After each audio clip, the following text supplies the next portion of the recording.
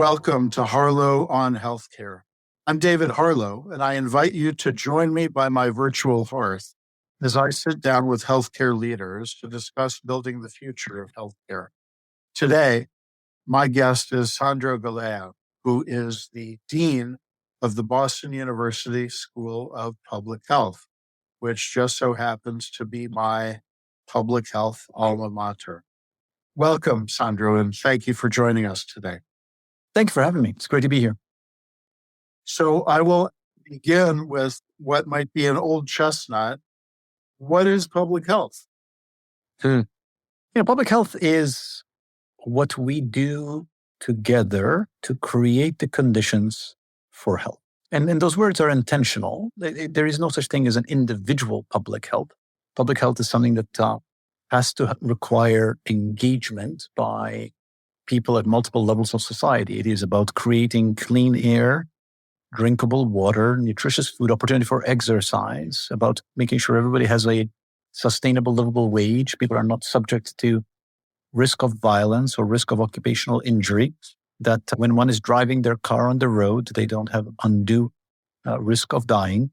It is also about making sure that everybody can live a full life from birth through to healthy old age. And public health essentially is keeping us healthy. It is the complement to medicine, which is where we go to a doctor to restore us to health if we are already sick. But the goal of public health is, one level, I suppose, to make sure that you never have to go to the doctor to begin with. Do you see that as overlapping with, or maybe they're related concepts, public health and population health?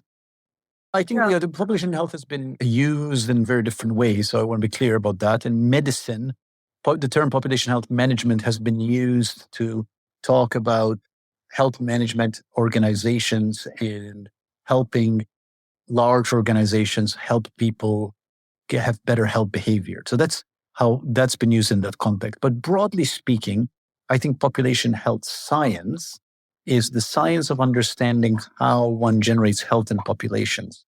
And that science then is what goes on to inform public health, which is the practice of what we learn from that science to the end of improving health. Would you say that your conception of public health, or a generally accepted concept of public health, has evolved over the course of your career? I think it has sharpened. I think the distinction, which you just prefaced, between population health science, which is the basic science of understanding how health is generated, and public health, which is the implementation of that science, the practice of creating a world that generates health. I think that distinction has sharpened in my mind. I think the other thing that has evolved in my career, so I now have about a 25-year career in public health, is a greater realization that to create the conditions that generate health, of which I am speaking, it is not sufficient to focus only on perhaps more traditional functions of public health, infectious disease surveillance, and making sure that restaurants are clean and that people get screened for diabetes, that we need to create a world that generates health, where public health has moved more into the business of ensuring that you have the opportunity to step outside of your house and go for a walk to get exercise, that you are not in danger of unnecessary injury, that you are not subject to the traumas of discrimination. All of that is well within the remit of public health. And I think now that's become much clearer.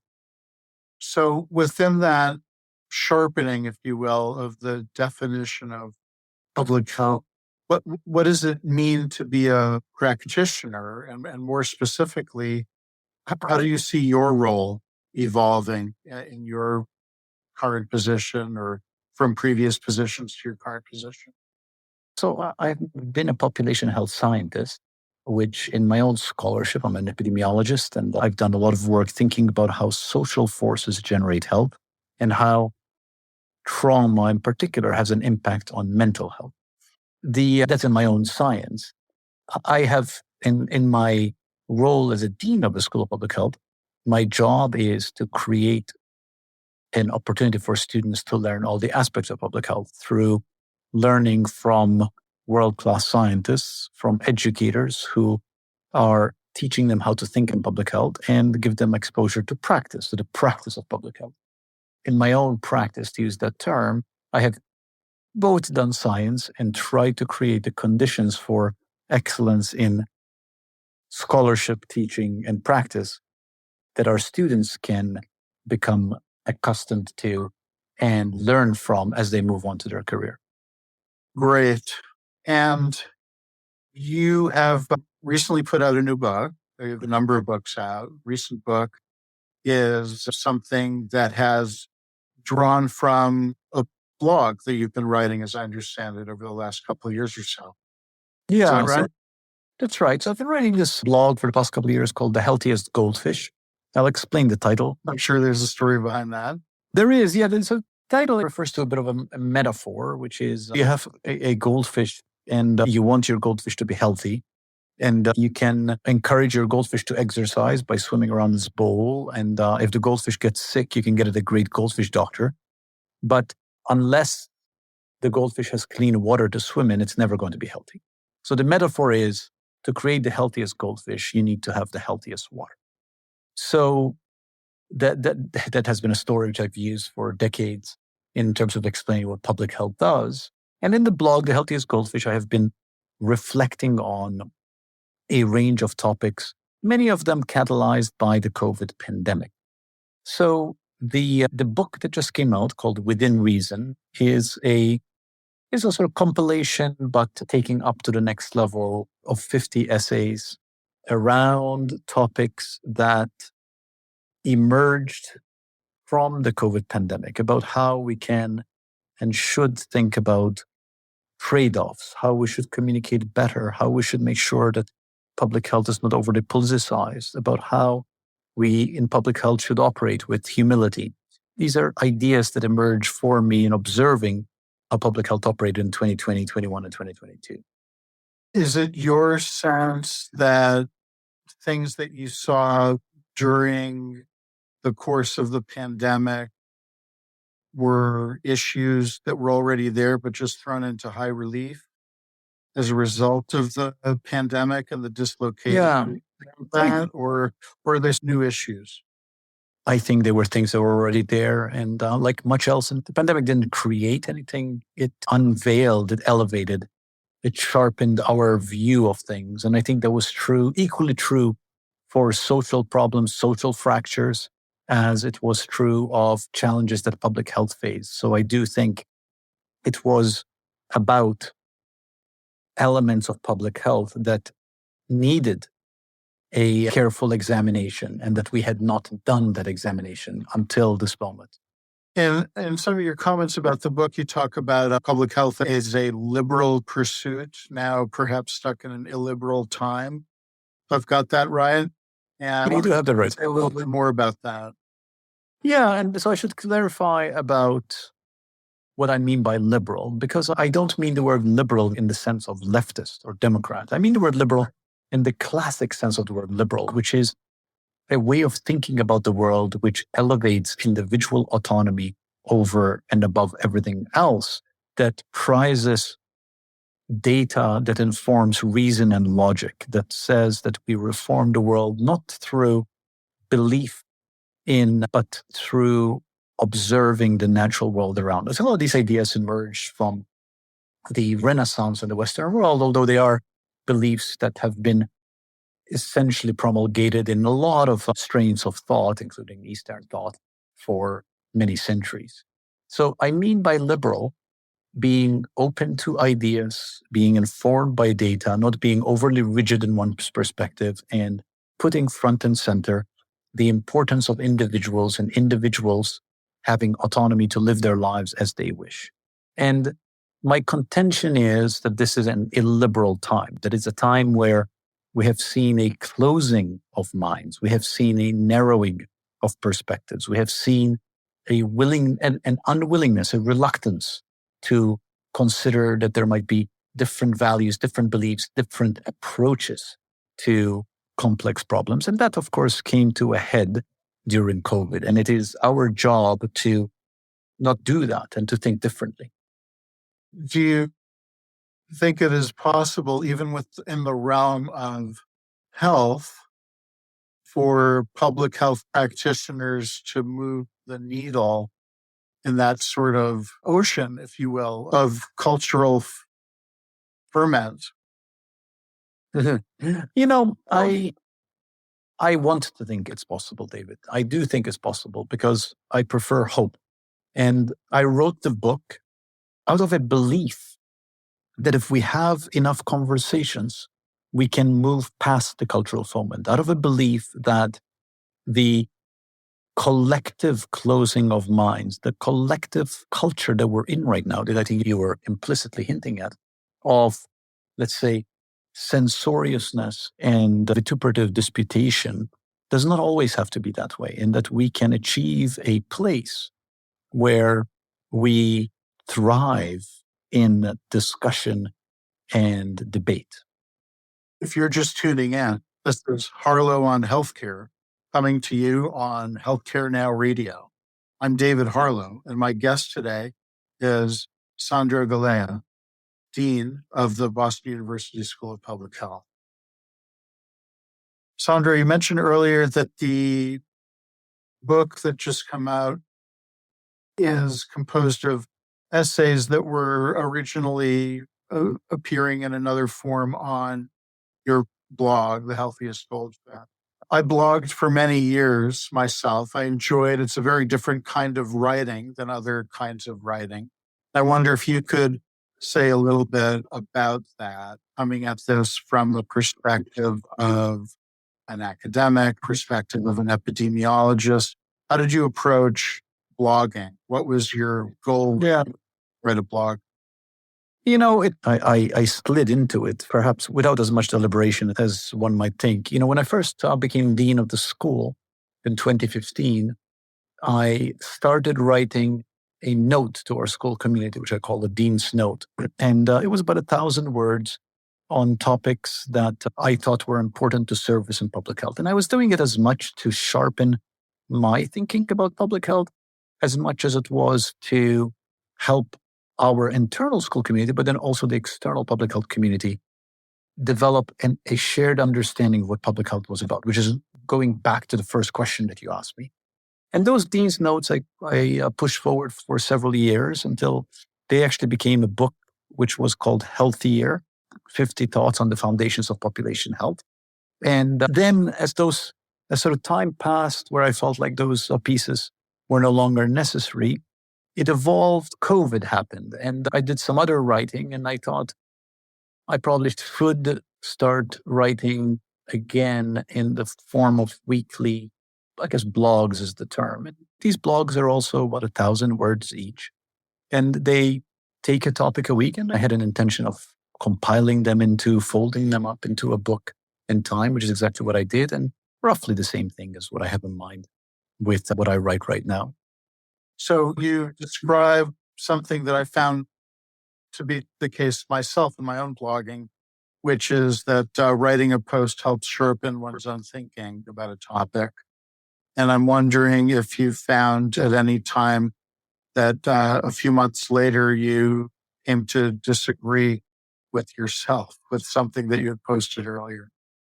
Well, let me comment on that in two pieces. Number one is there's no question in my mind that when you write something, it sharpens your thinking. You know, we get away with a lot of stuff when we just speak.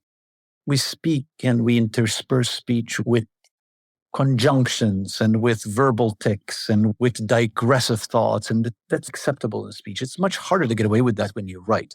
So when you write, if you want your writing to be sharp and clear, it forces your thoughts to become sharp and clear. So there's no question that I find writing sharpens my thinking. Now you ask, have I changed my mind about things?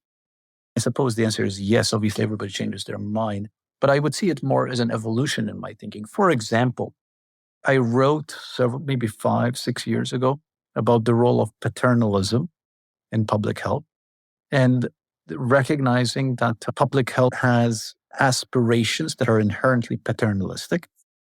And I wrote more favorably of paternalism than I did more recently when I wrote about paternalism. And the reason my thoughts evolved on that is because I felt that during COVID, public health overplayed its paternalistic hand, that we prescribed for populations particular behaviors that populations did not want for far too long. And that was simply a mistake. So I think my thoughts on paternalism evolved, and I wrote about it again, referencing my earlier writing. And I suppose what I highlighted in my thoughts is that I wrote my first piece on paternalism with a certain set of assumptions about public health's self-regulation, which then I realized do not necessarily hold. Hence, my thoughts had to be revised. Understood. So I'll read that as saying that maybe you didn't change your mind, but the world changed around you. Well, yeah, I mean, Recalibrate. I don't think it's unreasonable to say I changed my mind, but I suppose I changed my mind in the sense that when the data change, one should change one's mind, and the data Sure. were my inputs from the world. So I'm okay. I'm okay taking absorbing the charge that I changed my mind, but hopefully I changed my mind because it was right to change my mind. So we've been talking a bit about the interaction with the years of COVID. And I'm wondering if you would comment further, particularly as an epidemiologist, how has COVID changed us? COVID was, I mean, we should go back to basics. And COVID was the most important health crisis that we have faced as a world in 100 years. It really simply was. There's no question about that. And it resulted in a drop in life expectancy in this country, setting us back 10 years. Now, nothing else has ever done that. So COVID was huge, and it was tragic for millions, literally millions of people. And as a result, it should change us. And I think in some respects, this sorrow is if it doesn't change us, is if we don't stop and think about what we should be learning, what we should have learned in the time of COVID. Because the tragedy is exacerbated if we do not look back, if we don't take a moment to learn from COVID. Now, let's talk about what should we be learning. Well, I think we should be learning about how we think about how we generate health. I think we should be learning about how we go about our business of generating health. And I think on both of those, there are things that we can and should learn. I think on how we think about health, this is where my subtitle, Liberal Public Health, comes in. We should be thinking about a public health that listens to multiple perspectives, that recognizes that people bring different values, that recognizes that first and foremost, people don't live to be healthy, but they're healthy so they can live, and that restrictions on people's autonomy are only worthwhile insofar as they help people live. For example, just to be concrete, something which I talk about in the book is, we imposed restrictions on people being with their loved ones as they were dying out of notion that the people don't want to get COVID themselves. But as human beings, we care more about being with our loved ones, giving them a last hug and a last kiss, and we're willing to take the risk for that. And we in public health did not see that. We did not see the importance of dignity of dying. And these are conceptual lessons that we should have learned. We did not recognize that trade-offs, people are comfortable with trade-offs. And then I think at the level of implementation, we did not communicate well. We communicated with false certitude. We said things in a way that made it seem like we were certain. And then when the data changed, we changed our mind, and then people stopped trusting us. And we tried to implement efforts that really had no chance of happening because we thought we should insist on them. And of course, people ignored them, and we lost people's confidence. And I suppose one could listen to what I'm saying and roll one's eyes and say, you're just saying that, but no harm was done. But when you look at opinion polling, public health is about 25% less trusted than it was before COVID. And that's a real problem. And that is in the aftermath of this really important health event. And one where public health saved millions of lives, both through early I had a vaccination. lot of there. I was going to say, Yeah, objectively, objectively, was public health did a lot of good. welcome.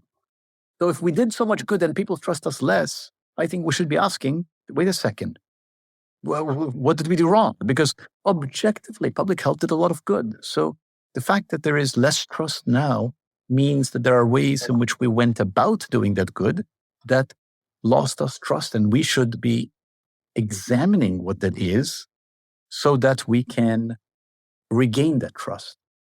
You said a few words about generating health. That's a very interesting turn of phrase to me. And I'm wondering if you could explicate that a little further. Yeah, I think health emerges from choices we make as a society. Let's be concrete about it. We choose, let me use cars as an example. Let me start with the easy part. We choose to require seatbelts. And that choice translates into fewer people dying when there are motor vehicle collisions, right? So that choice generates health. It generates health when there are collisions. Now, that is a choice that is at the moment not contested. Now, let me talk about another choice. We choose to set the speed limit at 55 miles per hour on certain highways.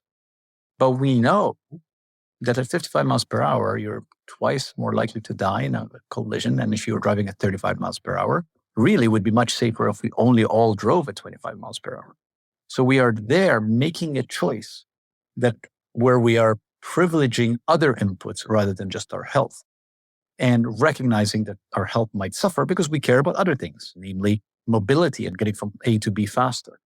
So all of these are choices that we make that generate health. And we do not think about it that way, but I think it is entirely true. We choose, for example, to regulate certain industries in the products that they generate. That is positive and negatives. So these are choices that we make. And those choices are generating health. And once we become aware of that, we can then make those choices in an informed way and recognize that those choices arise from inputs, that health is something that we care about, but we also care about other things. We also care about social function. We care about economic function. Let's talk, for example, about the choices we made to keep schools closed during COVID. Those choices were choices that privileged over and above reducing the transmission of COVID as much as possible, even though we knew that children were less likely to get COVID, less likely to transmit COVID. As a result of those choices, we have restricted children's educational and social development. The children are now about 6 months behind in their educational and social development.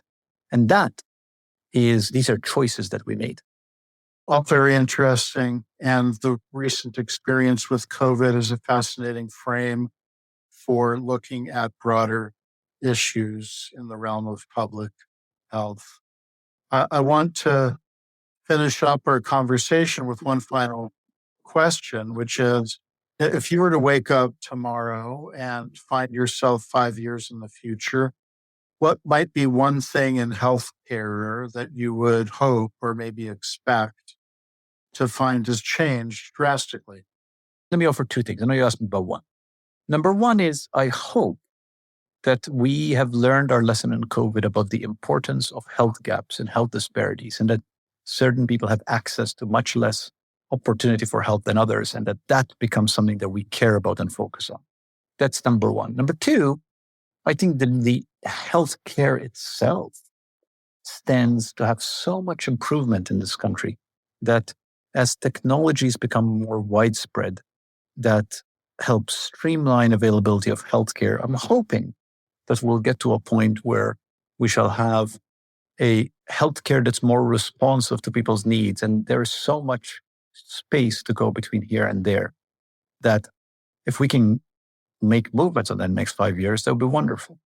Okay. Well, something to look forward to. One would hope so. Well, thank you very much for joining us today. I appreciate your time and your thoughts. Thank you, David. Thank you for hosting me. Thank you for what you do to encourage these kind of conversations.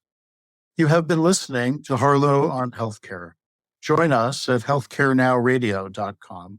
Let's continue the conversation on building the future of healthcare together at hashtag Harlow on HC. I'm David Harlow, keeping the fire going and holding a seat open for you.